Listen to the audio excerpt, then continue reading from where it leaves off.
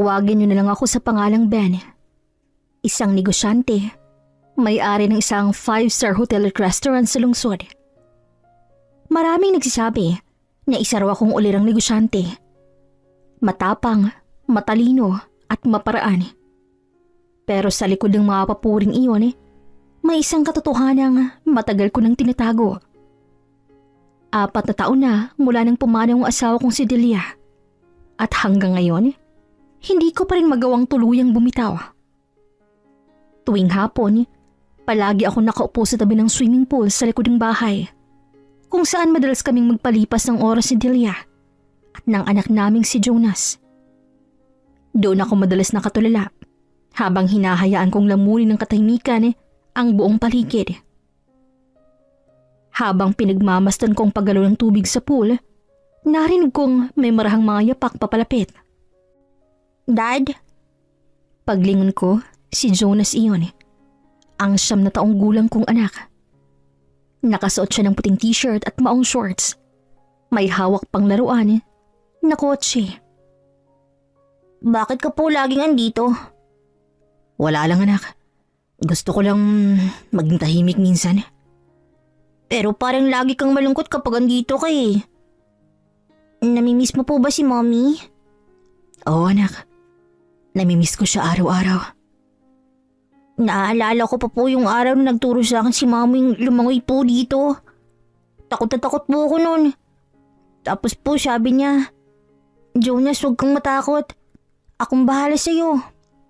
Oo, palagi siyang ganun. Laging mahinahon. Laging may paraan para mawalang takot mo. Si Mommy po, sabi niya kapag malungkot ako, tumingin lang daw po ako sa tubig kasi makikita ko daw po yung sarili ko. At dun ko malalaman kung gaano niya ako kamahal. Ang galing talaga ng mommy mo, no? Laging may sinasabi na hindi mo agad makakalimutan. Dad, mahal mo pa rin ba si Mommy kahit wala na po siya? Anak, kapag minahal mo talagang isang tao, hindi yun nawawala kahit wala na siya. Kasi yung pagmamahal, hindi lang yun para sa mga buhay. Nananatili lang yun dito. Dito, sa puso natin. Eh ikaw po, Dad. May bala ka pa bang magmahal muli? Bakit mo naman naisip yan? Eh kasi po sabi po ni Tito Ramon, masyado ka raw seryoso sa trabaho mo. Dapat daw, may bagong mag-alaga sa'yo. Si Tito mo talaga. Alam mo anak, hindi ganun kadali yan. Si Mami lang kasing nakapagbigay sa akin ng ganitong pakiramdam eh. Parang kahit anong hirap, kaya kong tiisin basta kasama siya. Siguro po, tinitingnan tayo ni Mommy ngayon. Sigurado ako dyan anak. Hindi lang niya tayo tinitingnan. Binabantayan pa rin niya tayo. Paano po kung maramdaman ko si Mommy minsan? Parang amoy ko yung pabango niya eh. O naririnig ko yung tawa niya. Huwag kang matakot Jonas. Ibig sabihin lang nun, malapit pa rin siya sa atin. Gusto lang niya iparamdam na hindi tayo nag-iisa. Dad, minsan po gusto ko po siyang yakapin ulit. Ako rin anak. Ako rin. Tahimik kaming pareho. Tanging tunog lang ng hangin at ng mga dahon ng santan sa paligid ang maririnig. Alam mo, Jonas, minsan naisip ko, kahit gaano karami ang pera ko, kahit gaano kalaking negosyo natin, wala pa nitong halaga kung walang pamilya. Pero andito pa naman ako, Dad. Oo anak, at dahil nandito ka, tuloy pa rin ako. Ikaw ang dahilan kung bakit bumabangon ako araw-araw. Isang umaga, habang nagkakape ako sa veranda, lumapit na muli si Jonas sa akin. May hawak na folder at papel. Dad! Sigaw niya na halos hindi makahinga sa pagkataranta. May project po kami sa school tungkol sa Good Samaritan. Good Samaritan? Yung kwento sa Bible? Opo, pero ang twist po, kailangan po namin gumawa ng paraan para ipakita na may mga mabubuting tao pa rin po sa panahon ngayon. Maganda ideya yan ha. So, anong plano mo? Gusto ko po kayong isama. Ako? Bakit ako? Kasi po, kayo po yung laging seryoso. Gusto ko makita ni teacher kung paano magiging good Samaritan ng isang gaya ni Daddy. Ayos ka talaga ah. Pero ano bang balak mo? Ganito po, magpanggap tayong mahihirap. Ako po ang manlilimos, tapos kayo naman po ang street sweeper. May kaklase po akong kukuha ng video habang pinapanood kung may tutulong po sa atin. Napatingin ako sa anak ko. Hindi ko alam kung matatawa o mapapailing. Ako na isang bilyonaryo, nagmamayari ng mga negosyo, magpapanggap na street sweeper. Pero sa mukha ni Jonas, nakita ko yung apoy ng kasiyahan.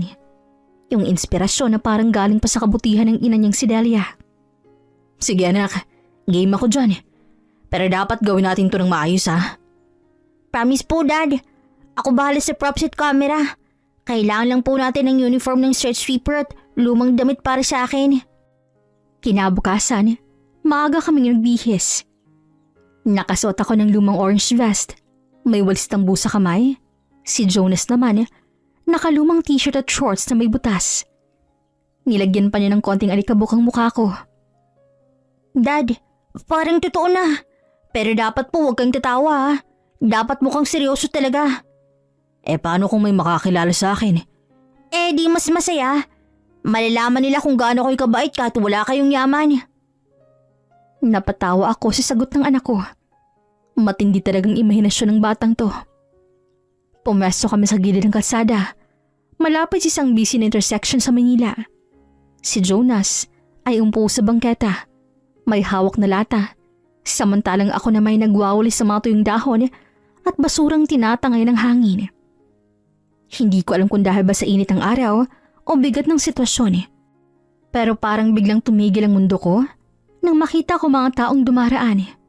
May ilang lumilingon pero karamihan ay nagmamadali lang. Abala sa kani-kanilang buhay. Pagkaraan ng ilang minuto, may isang batang babaeng lumapit kay Jonas. Kuya, ito po yung natira kong tinapay oh. Kainin niyo po. Salamat po ate. Tumingin siya sa akin na parang may gustong sabihin sa kanyang mga mata. Yan ang sinasabi kong kabutihan anak. Minsan nasa malit na bagay lang. Pagkalipas ang ilang sandali, may isa pang lumapit. Isang matandang babae. Utoy, bakit ka andito? Bata ka pa. Ba't di ka nasa eskwelahan? Wala na po akong pera pang-aral, Nay. Inabot ng matanda ang 5 piso at sinabing, "Eto anak, pasensya na ha. Ito lang ang kaya ko." Halos mapaluha ko sa tagpong yun. Matapos ang isang oras, lumapit si Lara, kaklase ni Jonas, na siyang kumuha ng video sa malayo. Jonas, ang daming tumulong sa'yo. Ang ganda ng footage. Yes, thank you Lara. Dad, ang daming good Samaritan talaga. Oo anak, at higit pa doon, ang natutunan natin, hindi mo kailangang mayaman para maging mabuti. Kailangan mo lang ng pusong marunong maawa. Kinagabihan, pinanood namin ni Jonas ang video sa sala. Kita doon ang bawat ngiti, bawat simpleng tulong, bawat taong huminto kahit sandali lang. Dad, si Mommy kaya magiging proud sa atin? Anak, sigurado ako doon. Kasi si Mommy, siyang unang nagturo sa atin kung anong ibig sabihin ng kabutihan. At ngayong gabi, alam kong nakangiti siya sa langit. Good Samaritan din pala si Mommy, no? Oo anak. At ikaw nang susunod na good Samaritan sa puso niya. Habang pinapanood naming muli ang video, ramdam kong hindi lang yung simpleng school project. Isa itong paalala na kahit gaano karaming pera ko, ang tunay na halaga ng buhay ay nasa kabutihang kaya mong ipasa sa iba. At sa mga ngiti ng mga taong tumulong, nakita kong buhay pa rin si Delia. Sa puso ni Jonas at sa bawat kabutihang ipinapasa namin sa mundo. Isang hapon, habang nakaupo ako sa loob ng aking opisina, tanong ko ang abalang kalsada sa ibaba. Maraming taong dumaraan, may nagmamadali, may nag-aabang ng taxi, may mga pulubing nagbabakasakali sa gilid ng kalsada. Napangiti ako. Paano kaya kung ipagpatuloy ko yung sinimulan naming dalawa ni Jonas? Pero this time mas malaki. Kinuha ko ang telepono at pinatawag ng ilan sa aking mga staff. Ang operations manager kong si Grace, ang PR head na si Marco, at ang HR supervisor na si Ella. Pagdating nila sa opisina, agad kong nilahad ang ideya.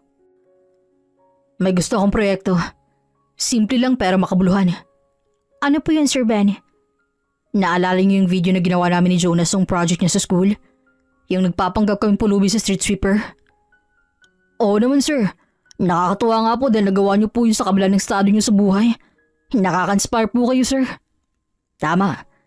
Kaya gusto kong ulitin yun. Pero ngayon, gagawin natin dito mismo sa labas ng hotel. Gagawa tayo ng experiment. Maglalagay tayo ng mga taong magpapanggap na nangangailangan. Tapos ang matutulong sa kanila ay bibigyan natin ng premyo. Parang hidden camera show, sir. Pero tungkol sa kabutihan? Exactly. Pero hindi lang to para sa views of publicity. Gusto ko maramdaman ng mga tao na may gantimpala sa paggawa ng mabuti. Hindi lang material, kundi emosyonal. Pero bilang simbolo ng pasasalamat, bibigyan natin sila ng sorpresa. Ang ganda po ng ideya, sir. Kailan natin sisimulan? Bukas na agad.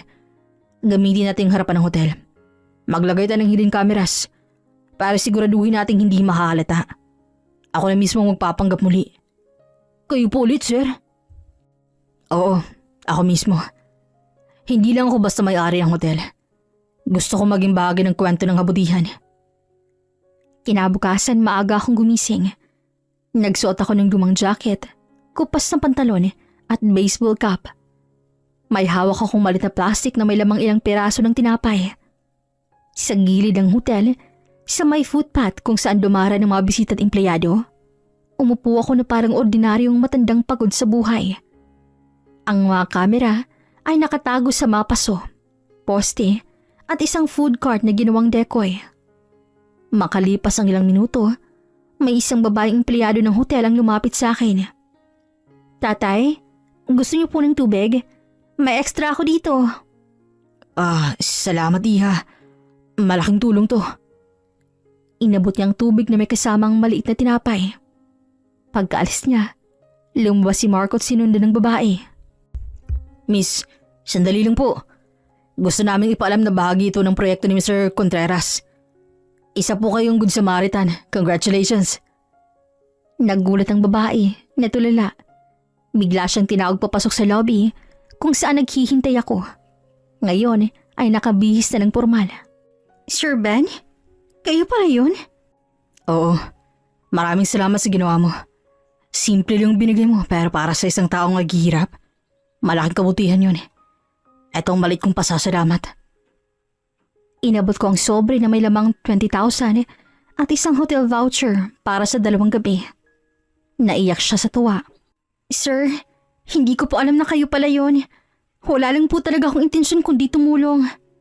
At iyan ang tunay na kabutihan. Yung gumagawa ka at walang nakakakita. Sa sumunod na mga araw, iba't ibang kwento ng kabutihan ang nasiksihan namin. May lalaking tumulong magbuhat ng gamit ng isang matandang babae. May sadyanteng nagbigay ng pamasahe sa estranghero nagmamadali. Lahat sila ay binigyan ng gantimpala. Hindi lang ng pera, kundi ng pagkilala. Lalong kumalat ang balita nang i-upload ni Marco ang video sa social media. Maraming netizen ang nagsabing napaiyak sila. At ang ilan ay nagsimulang gumawa rin ng mabuti sa kani-kanilang komunidad. Kinagabihan habang nasa bahay ako, lumapit si Jonas. Dad, napanood ko po yung video po ninyo. Ang galing! Sabi ni teacher proud po siya sa atin. Hindi lang si teacher mo, anak. Sigurado akong proud din si mami mo sa langit. Dad, alam mo yung ginawa natin? Para tayong naghasik ng kabutihan, tapos kumalat siya. Tama ka, anak. Ang kabutihan parang tubig yan.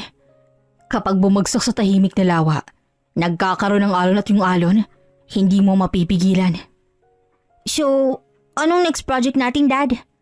Baka oras na para tayo naman tumulong sa mga kabataang gustong matuto tungkol sa kabutihan. Hindi lang sa salita kundi sa gawa. Lumipas ang ilang linggo mula nang maisagawa namin ang Good Samaritan Project sa labas ng hotel.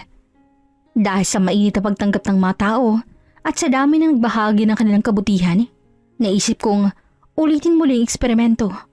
Ngunit sa ibang lugar, sa harap mismo ng aking restaurant. Gusto ko muling makita kung paano tutugon ng mga tao kapag nasa harap sila ng pangangailangan. Ngunit ngayon, mas simple, mas tahimik. Wala nang malaking production team, walang publicity. Ako lang si Jonas at ang ilang staff na lihim na magtatago ng kamera. Jonas, handa ka na ba anak? Opo, Dad. Ako ulit yung manlilimos. Oo, at ako naman ang street sweeper. Pero tandaan mo, kahit anong sabihin ng tao, huwag mong sumagot ng masama ha. Ang gusto nating ipakita kung sinong may mabuting puso. Opo, Dad. Tanghali noon, mainit at mainging kalsada sa tapat ng restaurant. Nakasuot ako ng kupas uniforme at may hawak na walis tingting. Nagwawalis ako sa gilid ng pinto ng restaurant habang si Jonas ay nakaupo malapit sa poste. Hawak ang lumang lahat at papel na may sulat na konting tulong lang po pagkain. Halos 30 minuto ang lumipas pero walang pumapansin sa kanya. May ilan pang umiwas ng tingin. May nagmadaling pumasok sa restaurant na parang ayaw maabala. Hanggang sa dumating ang 2 babae. Mga nakabihis ng magaganda, halatang galing sa may kayang pamilya. Pareho silang nakadress at may dalang mamahaling bag. Ate, pahingi lang po ng kahit konting tulong. Gutom na po ako. Tumingin ng babae, nagtaas ng kilay at nakasimangot. Siya si Caroline. Aba, umalis ka nga. Ang dungis-dungis mo. Magtrabaho ka nga. Huwag kang umasa sa awa ng tao. Napatungo si Jonas, halatang nasaktan. Pinilit niyang huwag umiyak. Ako naman mula sa di kalayuan, pinigilan kong sarili kong lapitan sila. Gusto kong makita kung ano ang nangyayari. Pero napansin ko yung isang babae sa tabi ni Caroline ay tila nag-ibang mukha. May awas sa mga mata niya. Siya si Jasmine. At teka lang Caroline, huwag ka naman ganyan. Bata siya. Tingnan mo nga mukhang gutom na gutom. Hay nako Jasmine, huwag mo nga akong pagsabihin ng ganyan. Ganyan nagsisimula yung mga tamad. Niloloko lang tayo niyan. Bata, kumain ka na ba? Hindi pa po. Wala pa po kaninang umaga. Halika, tumayo ka nga. May mga sugat pa yung tuhod mo. Salamat po ate. Walang anuman. Ako si Jasmine. Sabay silang lumapit sa akin. Nasabi ni Jonas na ako ang kanyang ama. Ako naman nagpatuloy lang sa pagwalis. Kunwari hindi ko sila napapansin. Manong, kayo daw po ang ama ng batang to? Mukhang gutom na po siya. Pasok po tayo sa loob upang makakain po kayo. Doon na lang kami sa may kanto po. May turo-turo naman dyan Nakakahiya naman pong pumasok sa restaurant na yan. Baka magsialisa ng mga tao. Ganun ho ba, Manong? Sige po.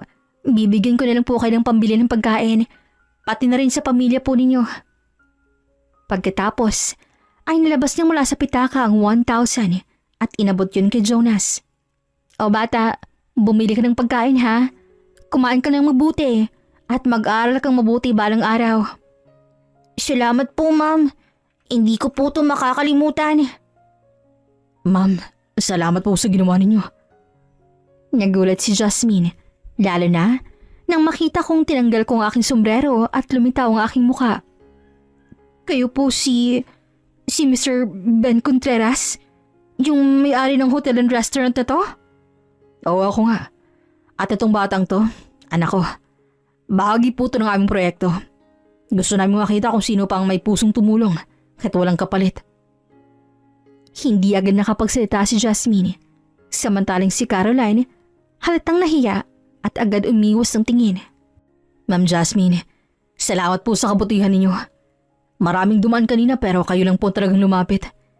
Kaya gusto kong ibalik ang kabutihan nyo sa simpleng paraan. Inabot ko ang isang sobre. Nandoon ang 50,000 cash at isang dinner voucher para sa 2 tao sa loob ng aking restaurant. Naku sir, hindi po kailangan. Tumulong lang po ako din naawa ko sa bata. Hindi ko po akalain. At doon ko po kayo lalong hinangaan. Ang tunay na kabutihan ay yung ginagawa kahit walang kapalit. Pero sa pagkakataong to, hinayaan yung pasalamatan namin kayo.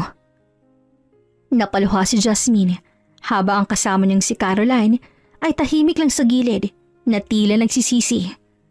Salamat po sir. Hindi ko alam na makakasama ako sa ganung karanasan. Minsan pala, kailangan lang natin tumigil sandali para makakita ng mga taong mas nangangailangan kaysa sa atin.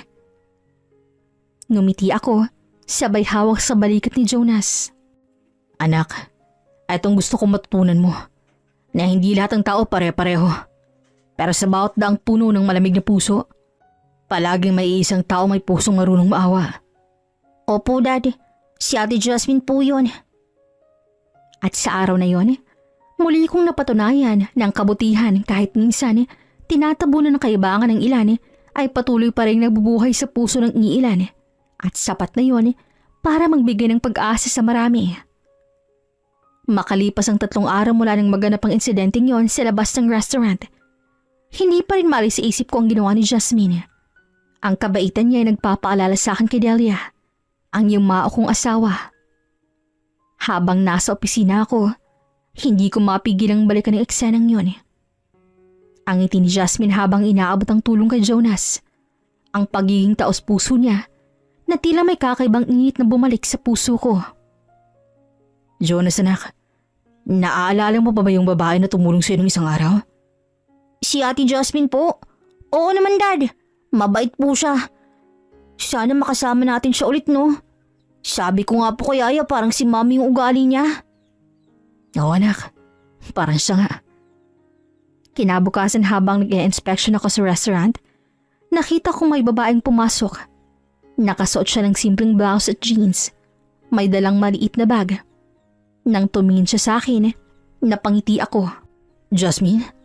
Oh, Mr. Contreras. Pasensya na po, hindi ko akalain nandito kayo mismo. Tawagin mo na lang akong Ben please. At huwag ka nang kabahan. Hindi ako boss dito ngayon. Customer lang.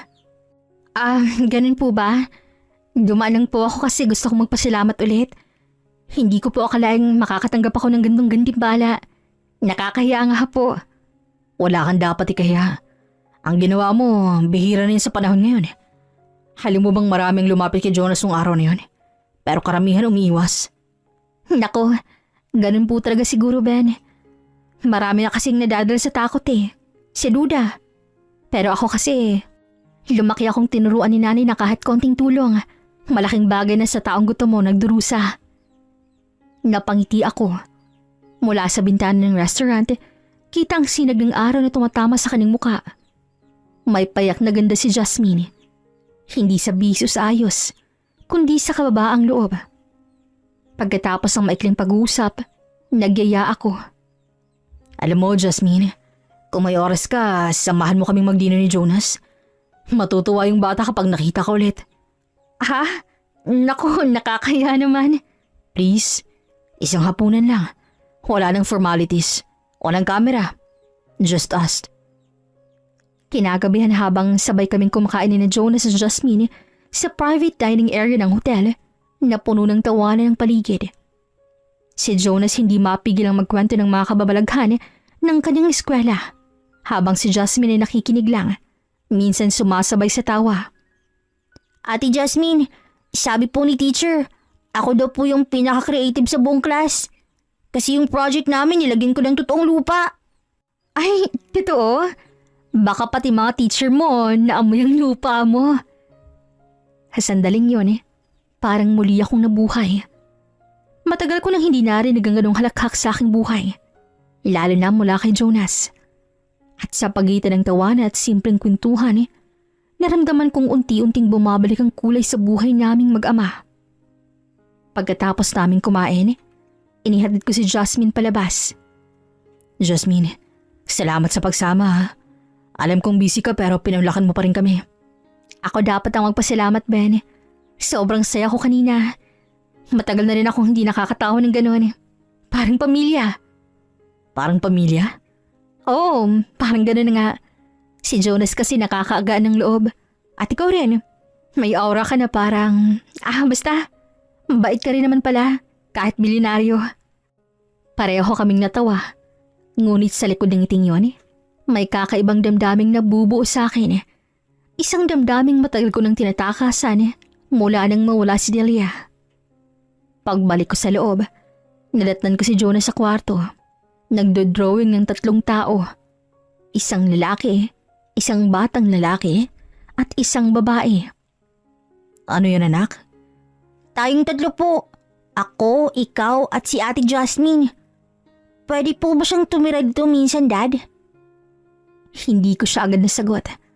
Ngunit sa puso ko, alam kong unti-unti na nagbabago ang ihip ng hangin. Hindi ko alam kung anong ibig sabihin ng pagkikita namin yun ni Jasmine. Ngunit minsan, sa gitna ng yaman, negosyo, at katahimikan ng gabi, naiisip ko, baka ito nang sagot sa panalangin matagal ko nang binubulong sa langit. Ang pagkakataong muling maramdaman kung paano ang magmahal. Lumipas ang 2 linggo matapos ang hapunan yon. Simula noon, madalas nang bumisita si Jasmine sa hotel. Minsan nagkakape lang siya sa coffee lobby.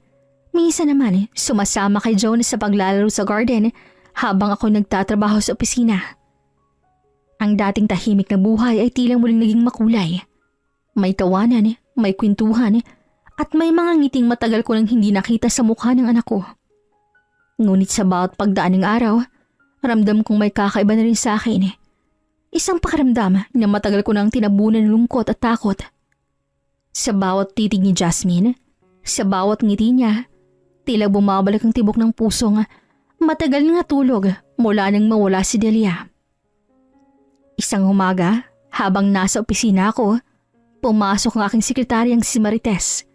Dala ang folder at may kasamang pamilyar na ngiti. "Sir, may bisita po kayo sa labas. Sabi niya dati daw po kayong magkaibigan na yumaong Miss Delia Contreras." Kaibigan ni Delia? Sino raw? "Si Ma'am Regina, sir." Nang marinig ko ang pangalan, tila biglang bumigat ang paligid. Si Regina, malapit na kaibigan ni Delia nung nabubuhay pa siya. Ngunit alam kong matagal na kaming hindi nagkakaayos. Dahil noong mga huling buwan ni Delia, madalas siyang nakikialam sa mga desisyon namin bilang mag-asawa. Sige. Papasukin mo siya. Pumasok naman si Regina. Gaya ng dati, matalim pa rin ang kanyang titig. "Ben, ang tagal nating di nagkita ha?" Oo nga. Kamusta ka na, Regina? "Ayos lang. Pero ikaw, mukhang masaya ka. May naririnig akong balita." Balita? Anong balita? "Na may bago rang babaeng palaging nakikita sa paligid mo." "Si Jasmine ba yun?" Oo, si Jasmine. Kaibigan ko siya. At kaibigan din ni Jonas. "Kaibigan?" Alam mo, Ben, hindi ako bulag. Nakita ko kayo sa restaurant isang araw. Halata sa tingin mo pa lang. Pero Ben, naisip mo ba kung anong iisipin ng mga tao? Regina, wala akong ginagawang masama. Hindi ko kailangang ipaliwanag sa iba kung anong meron kaming dalawa ni Jasmine. Pero dapat mong isipin si Dahlia. Sabagay, 5 taon na rin pero may bago ka na agad. Ganyan mo ba siya kamahal noon? Tumama sa akin ang mga salitang yun na parang isang sampal. Mabilis akong napatingin sa kanya. Regina, huwag mong gamitin ang pangalan ni Delia para husgahan ako. Kung siya pa'y nabubuhay ngayon, alam kong ayaw na nakakita kami mag-ama na malungkot. Si Jasmine ang unang taong nagparamdam sa amin ng saya ulit. At wala kang karapatang husgahan yun. Ben, sinasabi ko lang to kasi mahal ko si Delia. Ayokong may pumalit sa kanya. Walang pumapalit sa kanya, Regina. Walang makakapalit kay Delia. Pero kailangan ko ring mabuhay. Kailangan ko maging masaya para kay Jonas. Tahimik si Regina sandali. Pero baka sa mukha niyang hindi pagsang-ayon. Tumalikod siya ng salita habang papalabas ng opisina. "Sana, Ben, hindi ka nagkakamali. Baka isang araw pagsisihan mo yan." Kinagabihan habang kumakain kami ni Jonas at ni Jasmine, tahimik lang ako. Halos hindi ko maubos ang pagkain. Napansin naman agad yun ni Jasmine.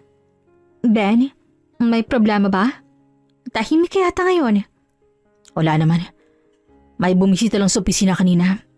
Si Regina, kaibigan ni Delia. Si Ma'am Regina. Nabanggit minsan niya ni Yaya Loreng Sabi niya matalik daw na kaibigan ng asawa mo. Oo. Pero sa totoo lang, mahirap siyang kausap eh. Hindi niya gusto na may mga bagong babae sa paligid ko. Parang ayaw niyang may kapalit kay Delia. Ben, naiintindihan ko siya. Siguro nagmamahalang talaga siya sa iyong asawa mo. Pero alam mo, hindi mo kailangang ipaliwanag sa kahit kaninong nararamdaman mo. Ang mahalaga, alam mo sa sarili mong wala kang nilalapastangan. Ngumiti ako. Sa tono ni Jasmine, dama kong paggalang. Hindi lang sa akin kundi pati sa alaala ni Delia. Salamat, Jasmine. Alam mo, sa dami ng tao sa paligid ko, ikaw lang yung nakakaintindi ng ganito.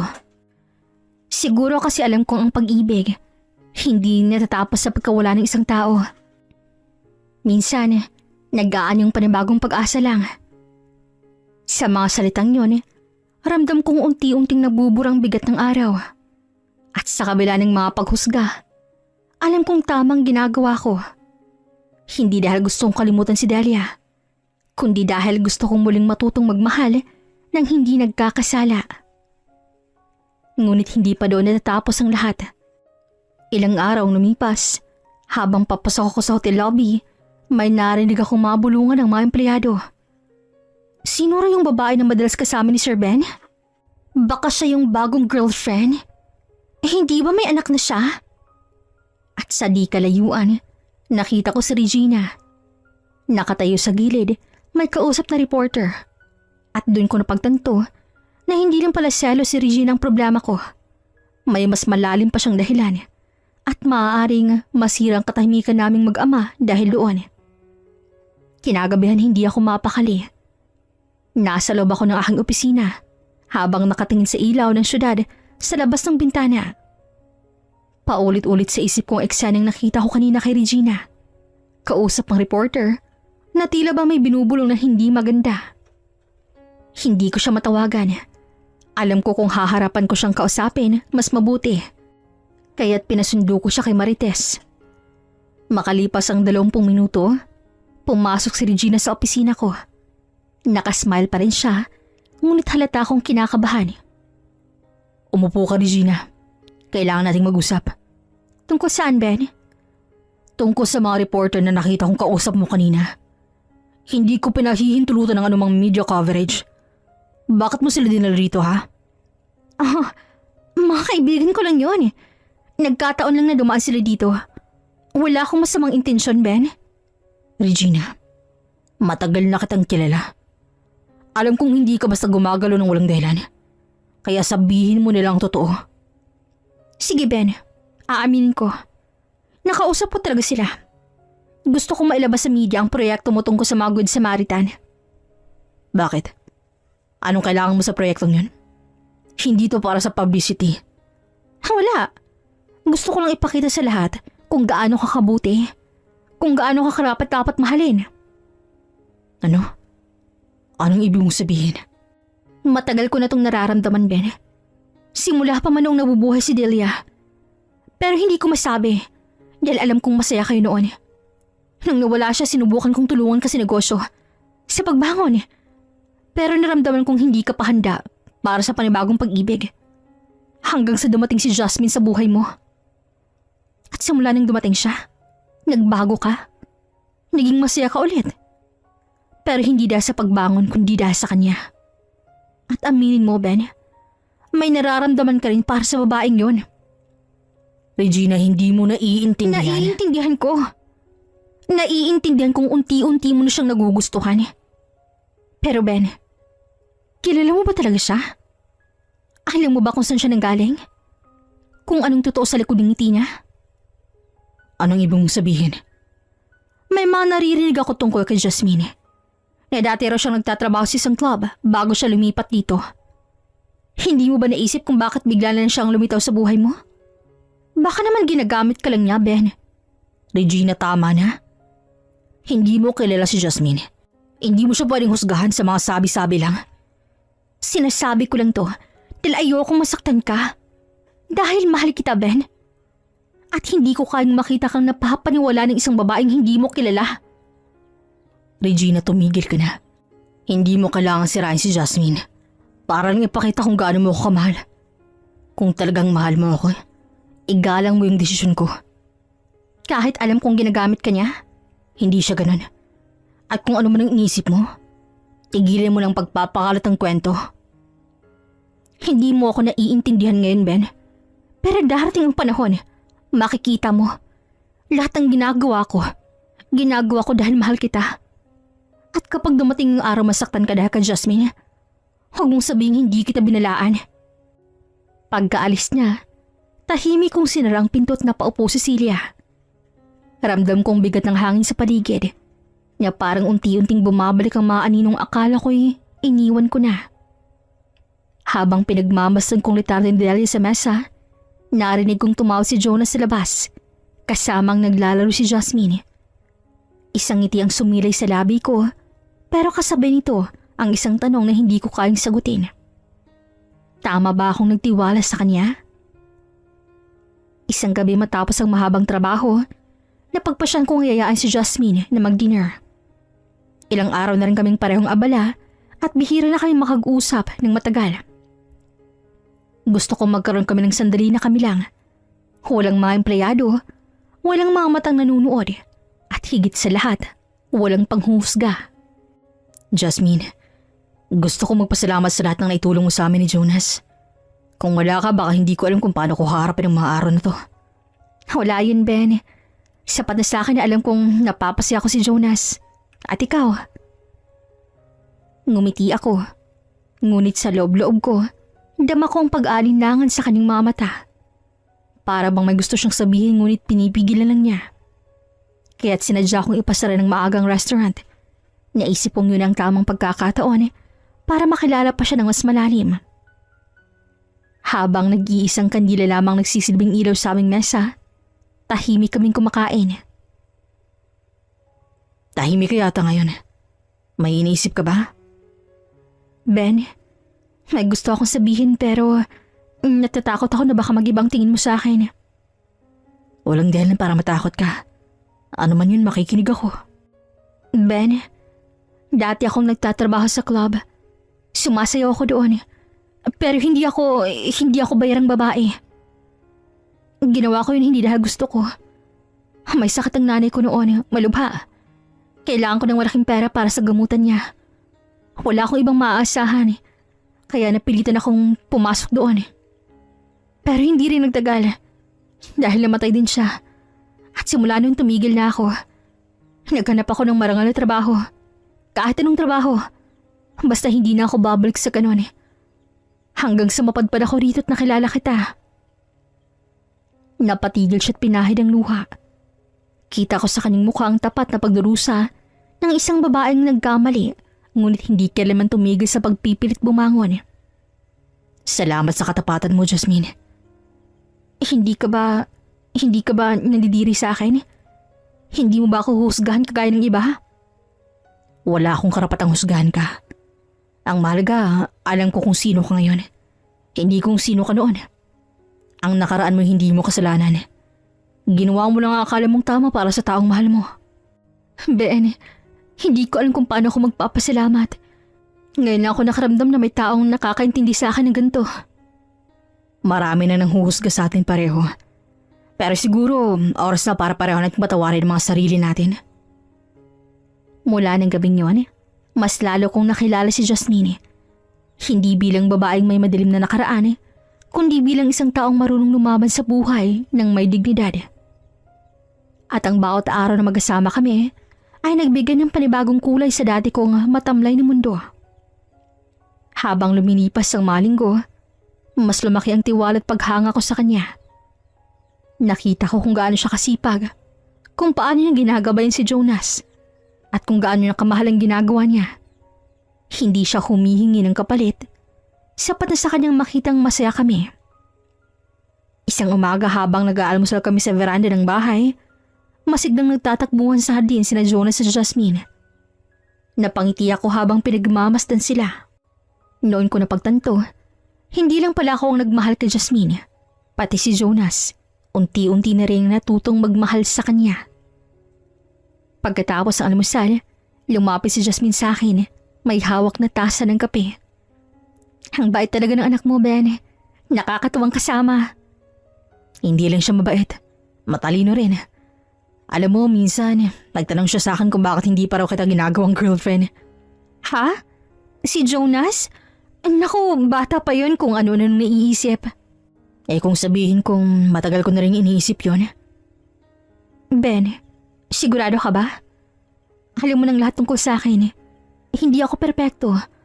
Baka pagsisihan mo to. Lumapit ako sa kanya at marahan kong hinawakan ng kaning mga kamay. Lahat ng tao may nakaraan, Jasmine. Pero hindi ko hinahanap ang perpekto. Ang gusto ko yung totoo. At yun ka sa akin. Totoo. Unti-unti siyang umiti, sabay tumulo ang luha sa kanyang pisngi. Ben, hindi ko alam kung paano ako naging karapat-dapat sa'yo. Hindi mo kailangang maging karapat-dapat. Ang mahalaga, mahal kita. At doon, sa ilalim ng liwanag ng umagang yun, naging opisyal na kami ni Jasmine. Kinahapunan, habang naglalaro si Jonas sa sala. Napansin niyang magkahawak kami ni Jasmine nang pumasok kami. Dad, girlfriend mo na po si Ate Jasmine? Oo anak, girlfriend ko na siya. Tumalon sa tuwa si Jonas at yumakap sa aming dalawa. Ang saya-saya ko po. May bago na po akong mommy. Napaluha si Jasmine sa narinig at marahan niyang niyakap si Jonas. Salamat, Jonas. Hindi mo alam kung gaano ako kasaya sa sinabi mo. Sa sandaling yon, dama kong kaganapan ng isang pamilyang muling nabubuo. Sa wakas, naramdaman kong muli na may dahilan para ngumiti, para mangarap at para magmahal ng walang takot. Isang hapon, isa sa mga bihirang gabi na sabi kaming mag-ama. Kasama ko si Jonas, na nakasuot ang paborito niyang polo at may bitbit pang malit na regalo para kay Jasmine. Magdi-dinner kami sa mall. Nauna siyang pumasok upang magparesibar ng nasa. Habang naglalakad kami papasok, nagkataong may bumangga sa akin mula sa gilid. Ay, pasensya na. Ngunit natigilan ako nang makita kung sino yon. Si Caroline. Caroline? Ikaw ba yan? Ben! Pasensya na. Nagmamadali ako. Kailangan ko lang umalis. Sandali. Anong... Pero hindi ko na natapos ang sasabihin. Mabilis siyang lumayo. Halos tumakbo papunta sa kabilang pasilyo. Dad, anong ginagawa ni Tita Caroline dito? Hindi ko alam anak. Pero mukhang may problema siya. Nagkibit balikat ako at pinagpatuloy namin ang paglalakad papunta sa restaurant kung saan naghihintay si Jasmine. Ngunit paglapit pa lang namin sa pinto, may kakaibang eksena na akong nasulyapan.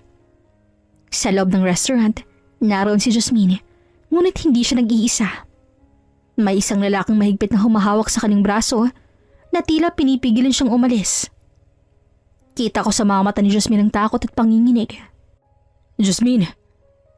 Mabilis kong nilapitan ng mesa. Ben, Bitawan mo siya. At sino ka naman? Boyfriend? Alam mo bang akong gumagasos sa kanya noon? Akala mo malinis tong babaeng to? Dati kong paborito sa club. Tama na, Carlo. Wala na yon. Matagal na yon. Bitawan mo siya bago pa ako mawala ng pasensya sa'yo. Ngunit imbis na makinig, itinulak ako ni Carlo. Sa isang iglap, nagdilim ang paningin ko. Bumawi ako ng suntok.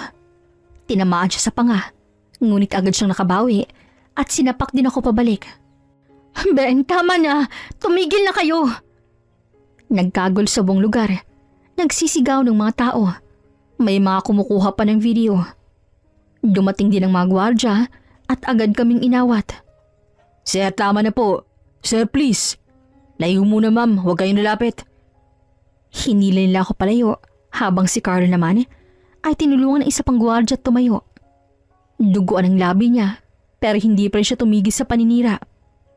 Hindi mo ako matatakot. Kilala kong babaeng yan. Alam ko kung saan siya galing. At kahit ano pa yun, wala kang karapatang bastusin siya. Tinalikuran ko siya at inakay ko si Jasmine palabas ng restaurant habang si Jonas ay humahawak sa kamay ko, tahimik at takot na takot. Pagkalabas namin ng mall, Huminto kami sandali sa may parking lot. Umupo si Jasmine sa tabi ng kotse habang nanginginig pa rin. Ayos ka lang? Nasaktan ka ba? Ben, pasensya na. Hindi ko sinasadyang madamay ka. Matagal na akong tinatarget ni Carlo. Akala niya pag-aari pa rin niya ako. Hindi ko alam na susundan niya ako dito. Huwag mong isipin yon. Wala kang kasalanan. Wala kang dapat ikaya, Jasmine. Ikaw yung biktima rito. Pero nasaktan ka dahil sa akin. Mas masasaktan ako kung papayagan kong lapastangin ka ng kahit sino. Dad, huwag na kayong makipag-away Ayoko nang makita kayo nasasaktan. Lumapit si Jonas at niyakap si Jasmine. Salamat, Jonas. Pangako, hindi na maulit ang pangyayaring to. Makalipas ang ilang araw, mula nang mangyari ang gulo sa mall. Habang papasok ako sa parking lot ng hotel sakay ng aking kotse, napansin kong may dalawang taong nag-uusap sa gilid ng parking lot. Kilala ko ganing isa, si Caroline. Ang isa naman, walang iba kundi si Carlo. Huminto ako at ilang sandaling pinagmasdan silang mula sa loob. Tila mainit ang pinag-uusapan nila. Galit si Caroline habang si Carlo tila pinipilit siyang ipaliwanag. Pagkababa ng kotse, biglang naging hysterical si Caroline. Umalis ka na, Carlo. Wala na akong kinalaman sa kalokohan mo. Hindi mo ako kailangang idamay sa mga plano mo kay Jasmine at kay Ben. Huwag kang magmalinis, Caroline. Kung hindi dahil sa'yo, hindi ko malalaman kung nasin si Jasmine. Akala mo makakalagdas ka sa utang mo sa akin, ha? Caroline, Carlo, anong nangyayari dito? Nagulat si Carlo at agad siyang tumingin sa akin. Ang dating kumpiyansang lalaki ay biglang nag-iba ang anyo. Tila nagulat na naroon ako. Ben, tulungan mo ako. Matagal na akong ginagambala. Ayoko na sa kanya. Agad kong nilapitan si Caroline at tinayo siya. Nakita kong nanginginig ang kanyang mga kamay. Umalis ka na, Carlo. Hindi mo siya kailangang guluhin pa. Aba, ikaw na talaga ang bida, no, Ben? Lahat ng babae nililigtas mo. Pero tandaan mo to, hindi mo ako pwedeng basta-bastahin. Hindi pa ako tapos sa inyong dewa ni Jasmine. Kung may problema, kaharapin mo ako. Huwag mo nang idamay ang mababae sa kaguluhan mo. Ilang sandali pa, tumahimik si Carlo at umalis. Pero baka sa kanyang mga mata ang galit at puot na tila may binabalak pa. Naiwan kami ni Caroline. Caroline, anong kinalaman mo rito? Bakit mo siya kinakausap? Ben, hindi ko sinasadya. Lumapit siya sa akin pagkatapos ng gulo sa mall.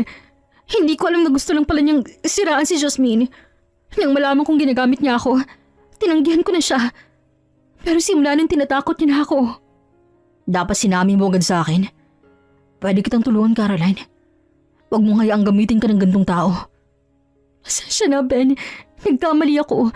Gusto ko lang sanang makabawi . Wala na akong ibang mapupuntahan. Huwag ka mag-alala. Ako nang bahala. Pero kailangan sabihin mo ang sa akin lahat. Lahat ng alam mo tungkol kay Carlo. At kung sino pang kasama niya sa likod ng lahat ng to.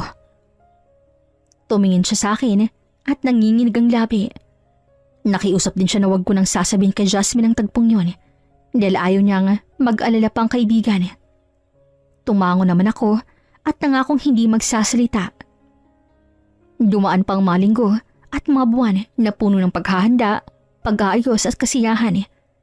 Sa wakas, matapos ang lahat ng pinagdaanan namin ni Jasmine. Mga luha, intriga at mga taong gustong sirain kami, dumating na rin ang araw ng aming kasal. Maaga pa lang iabala ng lahat sa simbahan. Puno ng puting bulaklak ang paligid.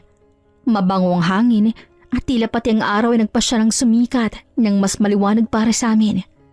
Ako naman, nakasuot ng itim na tuxedo. Nakatayo sa harap ng altar.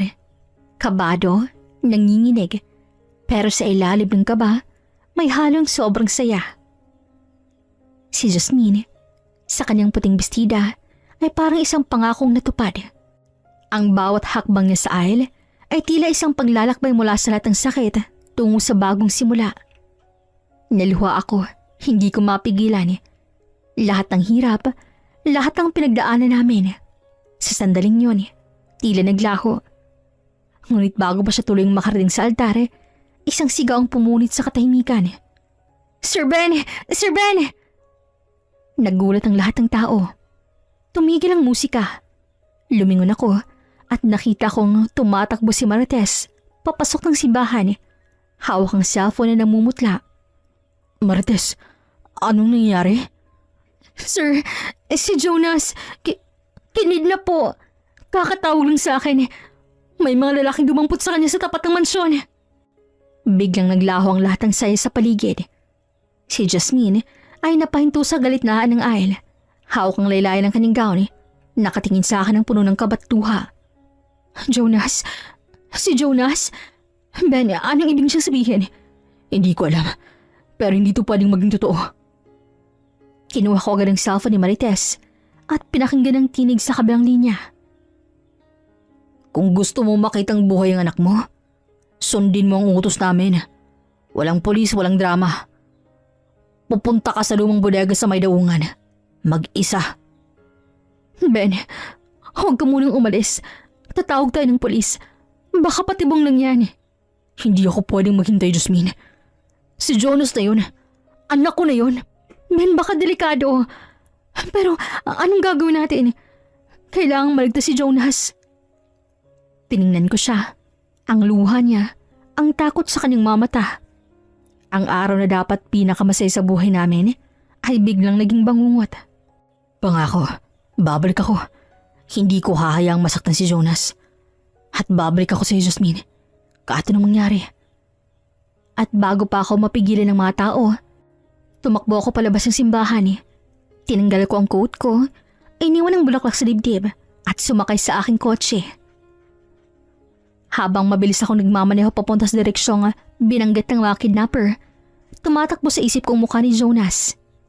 Ang tawa niya, ang mga sandaling kasama ko siya sa pool, at ang mga pangako kong lagi ko siyang poprotektahan. Ngayon, parang lahat ng yun ay mawawala sa isang iglap. Bigla akong narinig ang pag-vibrate ng cellphone sa passenger seat. Private number ang lumabas. Sino to? Nasa ibang anak ko? Kalma ka lang, Mr. Contreras. Kung gusto mong makitang buhay ang anak mo, ihanda mo ang 10 milyon. Cash. Walang polis. Walang kahit sino. Ibibigay mo yan bukas ang 6:00 ng gabi sa lumang bodega sa pier. 10 milyon? Pero bakit? Anong kasalanan ng anak ko sa inyo? Wala. Pero makikibahagi lang naman kami sa kayamanan mo. 10 milyon? Barya lang yan sa'yo, di ba? Pangako ibibigay ko yan. Pero wag niyong sasaktan si Jonas. Wag niyong gagalawin ang anak ko. Biglang pinutol ng kidnapper ang tawag. Naiwan akong humihinga sa loob ng kotse. Nanlalamig ang mga kamay. Sa sobrang kaba, halos malaglang ko ang cellphone. Agad kong tinawagan si Jasmine. Ben, nasan ka na? Anong sabi nila? Nakausap mo ba sila? Oo. Gusto nilang ransom. 10 milyon. Pero hindi ako basta-basta susunod. Pupunta tayo sa presinto. Kailangan natin ng tulong mula kay Chief Arman. Alam kong kaya nilang gumawa ng plano para mahuli ang mga to. Sige, pupunta ako. Mag-ingat ka, Ben, please. Pagdating ko sa presinto, nadatnan ko na si Jasmine. Namumugto ang mga mata. Lumapit siya agad sa akin at mahigpit akong niyakap. Ben, sobrang natatakot ako. Walang paano kung Jasmine. Hindi mawawala si Jonas. Hindi ko hahayang may mangyari sa anak ko. Maya-maya, lumapit si Chief Arman, isang matipon at bitiranong pulis. Mr. Contreras, may paraan tayo para masagip ang anak mo. Maghahanda kami ng mark money at isang cover team. Pero kailangan magpanggap ka pa rin susunod sa kondisyon ng mga kidnapper. Lahat ng kilos mo, may monitor namin. Gagawin ko ang lahat, Chef. Kahit buhay ko pang kapalit. Habang inihahanda ng mga polis ang operasyon, kami ni Jasmine ay naupo sa sulok ng presinto. Tahimik sa una, hanggang sa hindi niya napigilang magsalita. Ben, kung hindi dahil sa akin baka hindi ka nilamay sa gantong gulo. Simula nang pumasok ko sa buhay mo, puro problema nilang dumating. Huwag mong isipin yan. Ikaw ang dahilan kung bakit ako natutong umiti ulit.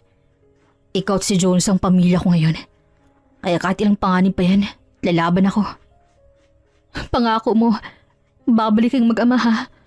Huwag mong hayaang masaktan si Jonas. Pangako, hindi ako bibitaw. Pagkatapos naming magpunta sa presinto, umuwi kami ni Jasmine sa mansyon upang magpahinga. Ngunit kahit pagod, hindi ko magawang ipikit ang aking mga mata. Sa tuwing pipikit ako, si Jonas ang nakikita ko. Ngayon, baka kung saan siya dinala ng mga walang pusong kumidnap sa kanya. Tahimik ng buong bahay. Ang tanging maririnig mo lang ay ang mahinang pag-ikot ng ceiling fan at ang huni ng mga kuliglig sa labas. Habang nakaupo ako sa sofa, napansin kong umakyat si Jasmine sa taas at sumilip sa veranda na para bang may kausap sa telepono. Hindi ko sinadya, pero naririnig ko ng konti ang boses niya, kaya dahan-dahan akong lumapit sa gilid ng pinto ng veranda. Caroline, hindi ko alam ang gagawin ko. Kinidnap nila si Jonas at si Ben. Halos mabalo na sa pag-aalala. Kalma ka lang, Jazz. Huwag kang magpanik. Baka may kinalaman ng mga dating kaawan niya sa negosyo. Subukan mo maging mahinahon, okay? Baka pati ikaw mapahamak. Hindi ko alam kung kakayanin ko to. Kasal pa naman namin dapat ngayon. Lahat masaya dapat. Tapos bigla na lang gantong mangyayari. Hindi ko alam kung sinong may gawa nito. Makinig ka, Jasmine. Kung ako sa'yo, huwag mo munang sabihin kay Ben na tumawag ako, ha? Ayokong isipin niyang pinapakilaman kong sitwasyon. Pero gusto kong tulungan ka, ha? Magtiwala ka lang sa akin. Pagkatapos noon, narinig kong naputol ang tawag. Tahimik si Jasmine ng sandali. Sa kamarahang naupo, pinunasan ng kanyang mga luha. Doon na ako lumabas. Jasmine, kanina pa kita hinahanap. Sino bang kausap mo? Si Caroline. Gusto lang niyang kumustahin ako. Nabalitaan daw niyang nangyari kay Jonas. Si Caroline? Hindi ba sinabi niya kaninang umaga na uuwi siya sa probinsya dahil may sakit ang lola niya? Oo, pero sabi niya bumalik daw siya sandali sa Manila para ayusin ang mga papeles ng lola niya. Kaya napatawag siya sa akin. Ganun ba? Tahimik ang tumalikod. Ngunit sa loob ko, may hindi mapakaling pakiramdam. Habang nakatingin ako sa labas ng bintana, isang malakas na hangin dumaan at tila may manamig na bulong akong narinig sa isip ko. Na hindi lahat ng nakakausap mo ay kakampi mo.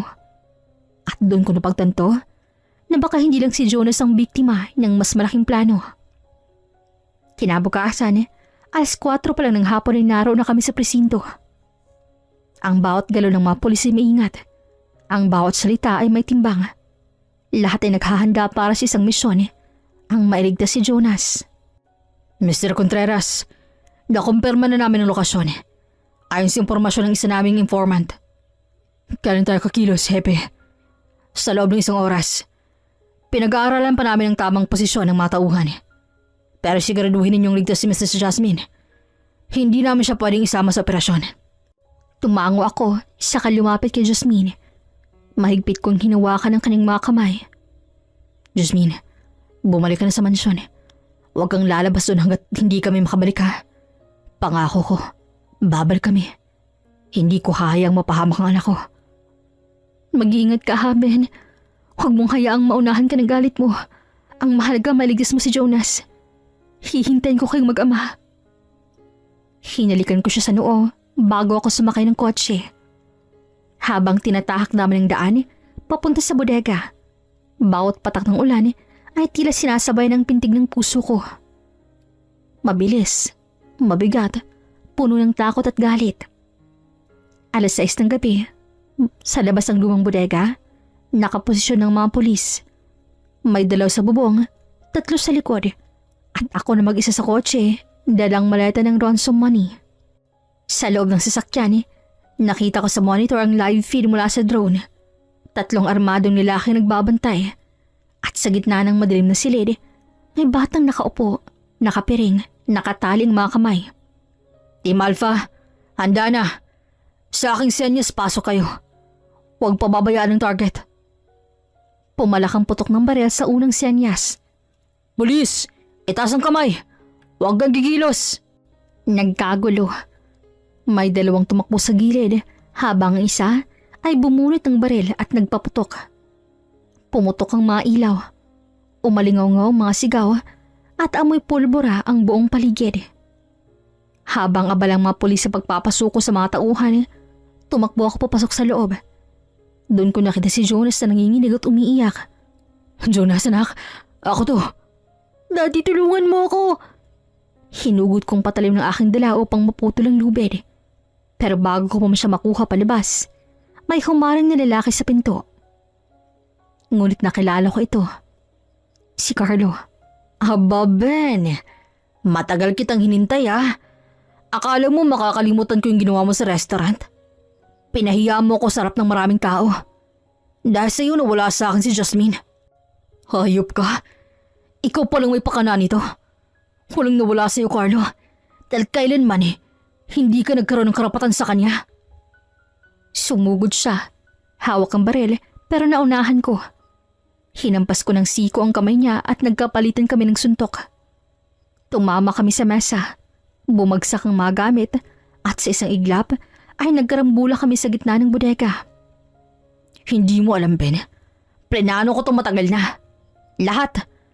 Mula sa mga tao kong nagmamanman sa hotel mo hanggang sa pagkidnap ko sa anak mo. Akala mo makakalabas kayo dito ng buhay, ha? Isang malakas na kalabog ang narinig at bago pa siya makaputok, pumasok ang isang pulis mula sa likod at binaril siya sa balikat. Bumagsak si Carlo. Hawak ang sugat ang braso at agad siyang pinusasan.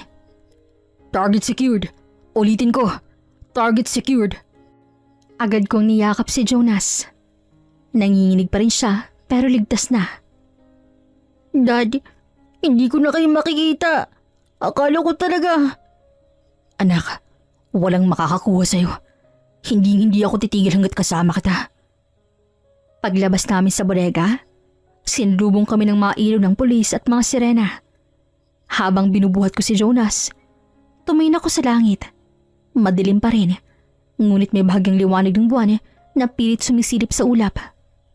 At sa gabing yun, napatunayan kong walang halagang hindi ko kayang ibigay. Makuha ko lang muli ang anak kong bumubuo ng buhay ko. Pagkarating namin sa mansyon, dama ko ang bigat ng katahimikan. Si Jonas ay agad kong pinakyat sa kanyang silid upang makapagpahinga. Ako naman ay naupo sa sofa sa sala, habang si Jasmine ay nagtungo sa kusina upang kumuha ng maiinom. Ramdam kong pagod kaming pareho, ngunit may bahagyang kamatatagan sa aming dibdib. Ligtas na ang anak ko. Ilang saglit pa, bumalik si Jasmine mula sa kusina. May dalang tray ng juice at tubig. Ngunit bago siya makalapit, narinig kong isang click. Paglingon ko, bumungod ang isang baril na nakatutok mismo kay Jasmine. Ang may hawak ay si Caroline. Caroline? Anong ibig sabihin nito? Bakit may baril ka? Aba, maganda palang pakiramdam na hawak mo ang kapangyarihan, Ben. Alam mo ba kung gaano ko kayo kinususuklaman? Lalo ka na, Jasmine. Caroline, bakit mo ito ginagawa? Akala ko ba magkaibigan tayo? Magkaibigan?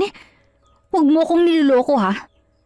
Habang ako nagpapanggap na sosyal at kumakayod sa mga utang, ikaw na dating dancer sa club ay nakahanap ng bilyonaryong nagmamahal sa'yo.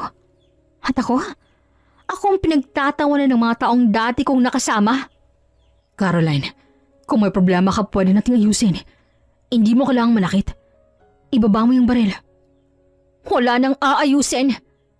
Ako ang may kagawa ng lahat ng to. Ako ang nagplano ng pagkidnap kay Jonas. At si Carlo, tauhan ko lang. Pero syempre, hindi nyo aakalain na ako ang utak, di ba? Pero wala Nagkanda leche-leche na. Kaya isasama ko kayo sa impyerno. Ginamit mong bata, Caroline. Walang kinalaman si Jonas sa galit mo sa amin. Hindi ko gustong saktan ng bata. Gusto ko lang kayong pahirapan. Pero tingnan mo ngayon masisira ka rin, Jasmine. Pareho lang tayo. Dahan-lahang dumapit si Ben. Sinusubukan pang kamahin ang sitwasyon. Samantala, marahang ginala ni Jasmine ang kamay niya papunta sa mesa kung saan nakapatong isang flower vase. Caroline, pakinggan mo ako Ibaba mo na yan. May mga pulis sa labas. Hindi ka makakalayo. Hindi mo ako matatakasan, Ben. Hindi mo alam kung gaano ko to pinagplanuhan. Hindi na siya nakatapos ang pagsasalita. Sa isang iglap, sinunggaban ni Jasmine ang flower vase at binato to sa kamay ni Caroline. Tumama ito ng malakas, dahilan upang mabitawan niya ang baril.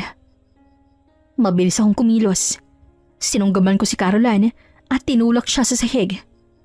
Nagpambuno kami habang pilitang inaabot muli ang baril. Ngunit mas mabilis ako. Naagaw ko ito at tinutok pabalik sa kanya. Habang nakahando siya sa sahig, dumating ang mga kasambahay at agad kong inutusan na tawagan ng mga pulis. Si Jasmine na may lumapit at niyakap ako na nanginginig pa rin sa takot.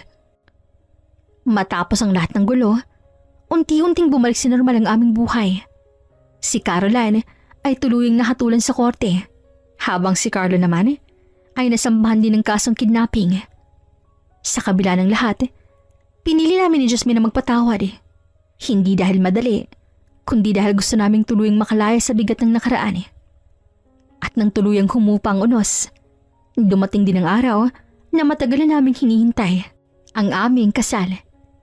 Ginanap sa aming hotel ang espesyal na araw na yon. Ang hardin sa likod ay pinalamutian niyang mga puting bulaklak. Kandilang nakasabit sa masanga ng puno at mga ilaw na tila mga bituin sa lupa. Nang magtagpo ang mga mata naming dalaw ni Jasmine, alam kong tama ang desisyon ko. Lumapit siya sa altar habang si Jonas ay hawak ang bulaklak at masiglang naglakad sa unahan niya bilang ring bearer. Ben, tinatanggap mo ba si Jasmine bilang yung asawa sa hirap at ginhawa? Opo, Father. Mula ngayon, hanggang sa uli ng aking buhay. At ikaw naman, Jasmine. Opo, Father. Siyang tahanan ng puso ko. Matapos ang seremonya, mahigpit kong niyakap si Jasmine. Ramdam kong init ang kanyang pagmamahal na totoo. At sa mga sandaling yon, naramdaman kong nakatingin sa amin mula sa langit si Delia, ang una kong asawa. Nang gabing yon, habang pinapanood ko si Jonas na masayang nakikipagkwentuhan kay Jasmine sa hardin, ngumiti ako at napaisip. Hindi kailanman napalitan si Delia sa puso ko. Siya ang una kong pag-ibig. Ang babaeng nagturo sa akin ng kabutihan at pag-unawa. Ngunit si Jasmine, siya naman ang turo sa akin kung paano muling magmahal pagkatapos ng sakit. Lumapit si Jonas sa akin. Daddy, dalawa ng mommy ko, di ba? Si Mommy Deli sa langit at si Mommy Jasmine dito sa lupa. Napaluha ako at niyakap siya ng mahigpit. Tama ka, anak. Dalawang mommy mo. At pareho silang mahal na mahal ka. Habang pinagmamasdan ko silang dalawa, napagtanto ko na minsan dumarating ang unos hindi para sirain tayo, kundi para turuan tayong pahalagahan ang ating mamahal sa buhay. At sa wakas, nabuo kong muli ang tahanan, hindi sa mga pader ng bahay, kundi sa mga puso naming tatlo. Hanggang dito na lamang po.